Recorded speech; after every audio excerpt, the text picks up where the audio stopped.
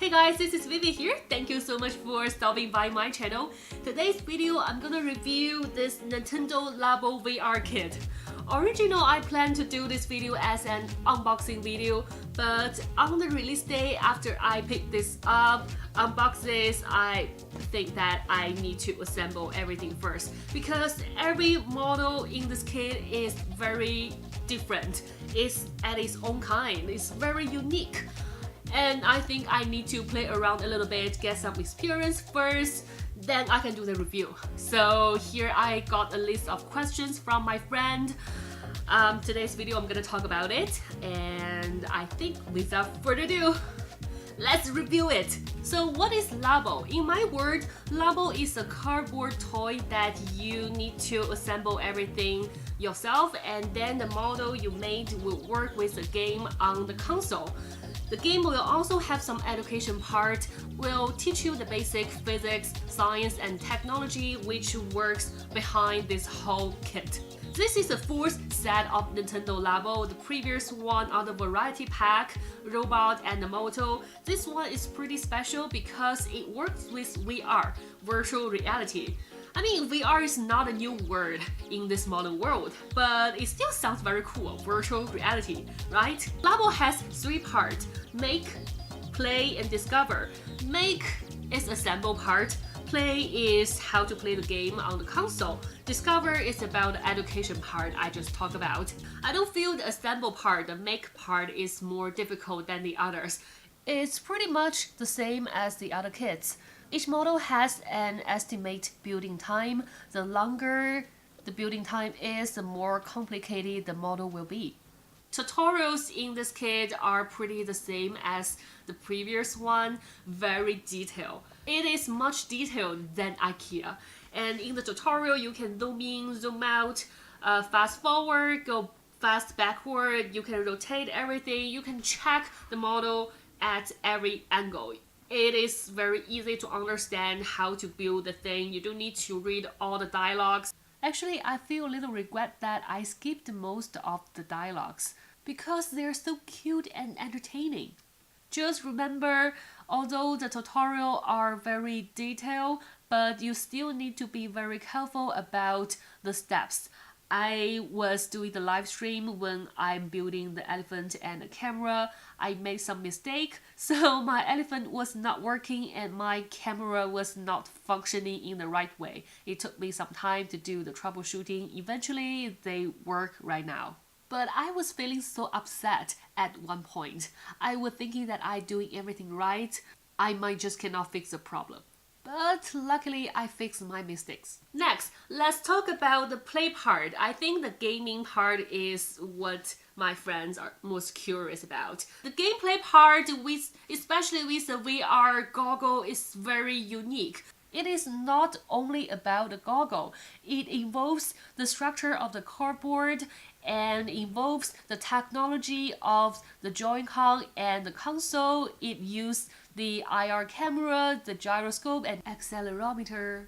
It's not only about what you see through the goggles. At the same time, you are doing something. You can feel something. Alright, here are the showcase of the gameplay. We'll demonstrate what I mean. They have so many games. First, they have a mini-game combination called VR Plaza, which to me is more like the showcase of the basic function of each Toy-Con and the goggle. And each Toy-Con, well, the model has its own game. I got some problem filming the gameplay footage. First, I couldn't film the 3D footage through the goggle, even though I'm using the 2D mode. And I didn't use a dock. I was using an adapter and a capture card to try to film the footage, but it still considered it as the dock and the TV mode. So this is the way I was filming my gameplay footage. I just slide my console into the slot where the goggles should be at and stacked lots of those paper board scraps behind it to secure it at the position. It felt a little weird, but it was working. Comments below tell me if you have any other solutions I can do this. Alright, here we go. Blaster is the must-have for the kit, and it works so real. In the game, you are beating those pinky slimes. Beside the normal shooting, you can use the trigger only to lock a target or use the side tool to get that bullet function effect, which is very much like in Zelda. And the camera is also feels very real. You hold the camera like the real one. You can rotate the lens to do that zoom in and zoom out, and the Joy-Con is acting like the shutter. There are two games especially for the camera toy. There is Ocean Camera and the House Camera. And the House one, you will need to observe a cute creature. For both cameras, you will need to observe everything and take some certain pictures.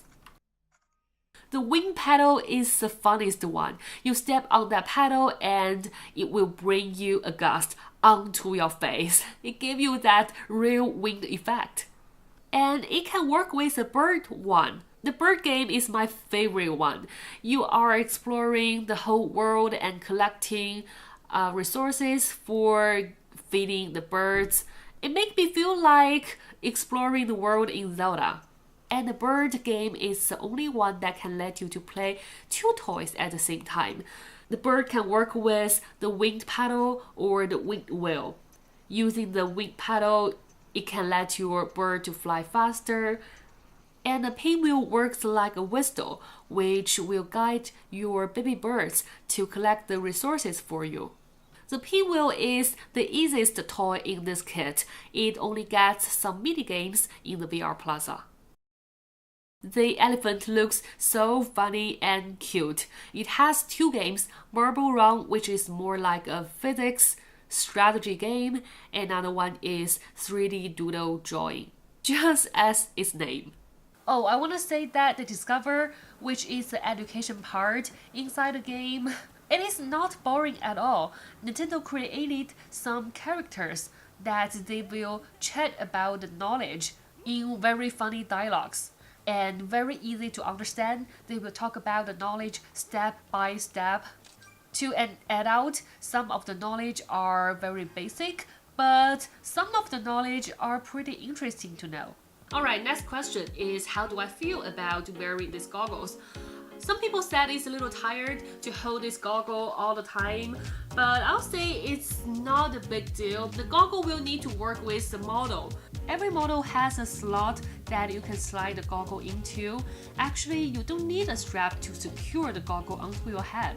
You won't get very tired because this game will notify you to have a rest very often. The only game will make me feel dizzy is the bird one, but before I got too bad, the game will ring the bell and call me to have a rest. The only thing that annoyed me a little bit is the other night I was feeling that my face is hurting a little bit. Then I realized that because I really want to see the things in the goggles, so I pushed the goggle to my face so hard. It didn't bring me any bruise, but I can feel a little pain at the night, but next day it's fine. Is this a multiplayer game? I'll say yes, but no. There is a game mode for the blaster, which you are feeding the heroes that you will need to play and pass the blaster to the other person. But only the user can see the game through the goggle. There's no way to have a cable to output the game onto a TV. Besides, there's no holes on the models that you can put a cable in. I mean, there's a 2D function for this game, but you will need to hold the console from different angles to use the motion control in this tablet. In this way, the view is still most time facing to the user. It is not very good for sharing. So my friend asked me if we can use Google Glass instead of using the goggle provided by this VR kit. Actually, I did try it, and Google Cardboard can get the 3D view. And Switch is too big for Google Cardboard. You will need to find a way, maybe use a rubber band to secure it onto the cardboard. and the design of it is so bad that the cardboard is so hard, my nose hurts a lot. And I found this mini VR also can see the 3D view, but it has the same problem. The clip is too small to attach onto Switch. As you can see, Nintendo VR is not only about the view, it also needs to interact with the game using the technology inside Switch, which Google Glass and the Mini VR just cannot do. Anyway, if you didn't buy the VR kit, you will not be able to get the game card, which you also cannot download in eShop. But I will test out if Google Cardboard and the Mini VR can work with Zelda and Mario Odyssey in 3D mode after the updates. I don't think that you can get the full game experience using those, but I do think that you can get a little feel of the 3D view. I will test them out and keep you updates. So if you ask me, will I recommend you to buy this kit? I will say yes. Firstly, it is just so unique to use the VR goggle for Nintendo Switch, and also you will have that 4D or 5D experience working with all these models here. The games are pretty fun to play with. The third is it will work with Zelda and Mario Odyssey. I'm sure no matter good or bad, you will feel so amazing and so special. Play that two games in VR. I couldn't wait to see how it will work with Zelda. It's set to work with almost the full game. I mean, Zelda has most of the functions you can think of. If VR can work with Zelda, it should be possible to work with every other 3D game you can think of. Maybe some creative people can make it work with Fortnite? That should be very interesting. But we need to see how it works with Zelda first.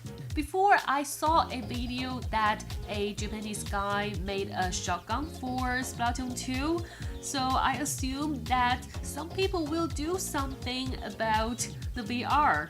Anyway, I think that's it for today's video. Those are most words I want to talk about this kit. I hope that you guys enjoyed the video, and please consider to subscribe to my channel, give me a like, comments below, tell me what other questions you have for this kit or anything else you want to ask me about.